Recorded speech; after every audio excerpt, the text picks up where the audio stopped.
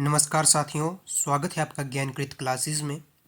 आज से हम एक नई सीरीज़ शुरू करने जा रहे हैं जिसमें हम एचपी टेट आर्ट्स के सिलेबस को डिटेल में पढ़ेंगे।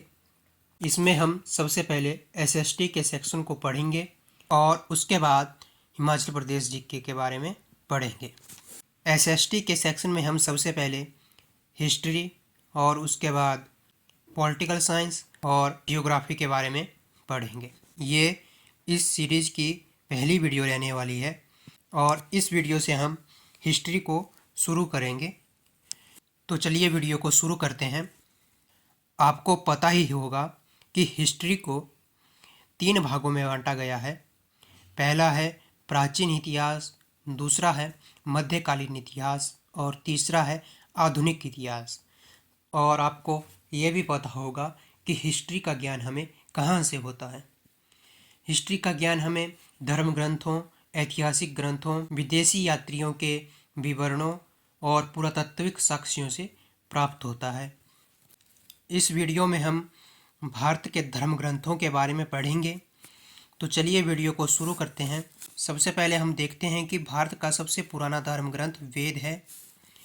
वेदों की संख्या 4 है, जिसमें पहला ऋग्वेद, दूसरा यजुर्वेद, तीसरा सामवेद और चौथा अथर्ववेद है। और आपको पता होगा कि वेद हमें वसुदेव कुटुंबकम का उपदेश देते हैं, यानी पूरा विश्व एक है। और ये जो मैंने आपको वेद बताए, इन चारों वेदों को संहिता कहते हैं। चलिए अब आगे देखते हैं। सबसे पहला वेद है ऋग्वेद। ऋग्वेद जो है वह सबसे पुराना वेद भी है। ऋग्वेद में 10 मंडल होते हैं, 1028 सूतक हैं और 1640 मंत्र हैं। ये कभी कभी ऑप्शन में 1600 भी आते हैं। आगे देखते हैं। ऋग्वेद का जो तीसरा मंडल है उसमें सूर्य देव को समर्पित गायत्री मंत्र है, जिसकी रचना ऋषि विश्वामित्र ने की है। ऋग्वेद में इंद्र को पुरंदर कहा गया है और ऋग्वेद में इंद्र के लिए 250 मंत्र लिखे गए हैं। आपको पता होगा कि ऋग्वेद के 10वें मंडल को पुरुष सूतक कहते हैं, जिसमें हमें 4 वर्णों का उल्लेख मिलता है। आगे बात करते हैं यजुर्वेद के बारे में। यजुर्वेद में हमें पूजा पाठ और अनुष्ठान के नियम मिलते हैं। और यजुर्वेद की एक विशेषता है कि इसमें गद्य और पद्य दोनों मिलते हैं। आगे बात करते हैं सामवेद की। साम का जो अर्थ होता है वो होता है गान। तो इसी कारण सामवेद को जो है भारतीय संगीत का जनक कहा जाता है। और सामवेद में 1810 सूतक हैं। आगे बात करते हैं अथर्ववेद के बारे में। अथर्ववेद की रचना जो है अथर्वा ऋषि के द्वारा की गई है। इसमें 731 मंत्र हैं और 6000 पद्य हैं। और अथर्ववेद में हमें मानव विचारों और अंधविश्वासों का वर्णन मिलता है। तो ये थे 4 वेद, जिसमें सबसे पहला वेद है ऋग्वेद, फिर दूसरा है यजुर्वेद, तीसरा है सामवेद और चौथा है अथर्ववेद। जिसमें सबसे पुराना जो वेद है वो है ऋग्वेद और जो सबसे पुराना धर्म ग्रंथ है वो है वेद। इन दोनों बातों में आपको कन्फ्यूज नहीं होना है। जो वेद सबसे पुराना है वो है ऋग्वेद और जो धर्म ग्रंथ सबसे पुराना है वो है वेद। अब आगे बात करते हैं उपनिषद और वेदांग के बारे में। आपको पता है कि उपनिषदों की संख्या 108 है और उपनिषदों में हमें दार्शनिक विचारों और आध्यात्मिक ज्ञान का समावेश मिलता है। आगे बात करते हैं वेदांग के बारे में।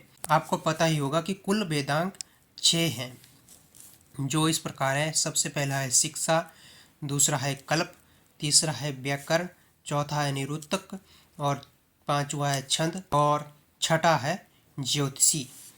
अब आगे बात करते हैं पुराणों के बारे में। पुराणों की कुल जो संख्या है वो 18 है। सबसे पुराना जो पुराण है वो मत्स्य पुराण है। पुराणों की जो भाषा है वो संस्कृत है। और पुराणों में हमें सृष्टि की उत्पत्ति, देवी देवताओं और ऋषियों की कथाएं और धर्म के सिद्धांतों के बारे में देखने को मिलता है। ये जो मैंने अभी तक आपको पढ़ाया और आगे पढ़ाऊंगा, अगर आपको इसके बारे में डिटेल में जानना है तो आप एनसीईआरटी बुक्स को पढ़ सकते हैं, लेकिन एचपी टेट के लिए जितना मैं करवा रहा हूँ उतना ही सफिशेंट होता है। अगर फिर भी आपको डिटेल में इनके बारे में जानना है तो मैं आपको बता दूंगा कि आपको कौन सी क्लास की बुक्स में मिलेगा। तो चलिए अब आगे दो महाकाव्यों के बारे में बात करते हैं, जिसमें पहला महाकाव्य है महाभारत। महाभारत की जो रचना है वो वेद व्यास जी ने की है, और वेद व्यास को ही हम वेदों का रचयिता भी मानते हैं। आगे अगर बात करें तो महाभारत में कुल 18 अध्याय हैं, और महाभारत के जो अन्य नाम हैं वो हैं जय संहिता, सत संहिता और पंचम वेद। आगे हम बात करते हैं रामायण के बारे में। रामायण की रचना महर्षि वाल्मीकि द्वारा की गई है, और रामायण की जो भाषा है वो संस्कृत भाषा है, और रामायण को कुल 7 खंडों में लिखा गया है। तो इस वीडियो में इतना ही। अब हम कुछ MCQs को देखते हैं जो इस टॉपिक से रिलेटेड पूछे जाते हैं। इसमें सबसे पहला है कि सबसे पुराना वेद किसे कहा गया है। तो सबसे पुराना वेद जो है ऋग्वेद को कहा गया है। और जो दूसरा इसमें पूछा जाता है वो है कि पंचम वेद के नाम से किसे जाना जाता है। तो पंचम वेद के नाम से महाभारत को जाना जाता है। और भी इस तरह के क्वेश्चन इससे पूछे जाते हैं। अब मैं आपको बताता हूँ कि अगर आप इन टॉपिक्स को डिटेल में पढ़ना चाहते हैं तो आपको एनसीईआरटी की किन बुक्स में मिलेंगे। अगर आप वेदों के बारे में डिटेल में जानना चाहते हैं तो वेद आपको 6th क्लास की हिस्ट्री की बुक में मिल जाएंगे, चैप्टर 4 में। और इसी तरह महाभारत और रामायण के बारे में अगर आप पढ़ना चाहते हैं तो ये भी आपको 6th क्लास के 10th चैप्टर में देखने को मिल जाएंगे। अगर आप उपनिषद और पुराणों के बारे में जानना चाहते हैं, इनके बारे में आपको 11th क्लास की हिस्ट्री की बुक में दूसरे और तीसरे चैप्टर में देखने को मिल जाएगा। तो इस वीडियो में इतना ही। मिलते हैं अगली वीडियो में। अगली वीडियो में हम सिंधु घाटी सभ्यता और वैदिक सभ्यता के बारे में जानेंगे। अगर आपको इस वीडियो से सीखने को कुछ मिला होगा तो वीडियो को लाइक करना, चैनल को सब्सक्राइब करना। धन्यवाद। मिलते हैं अगले वीडियो में।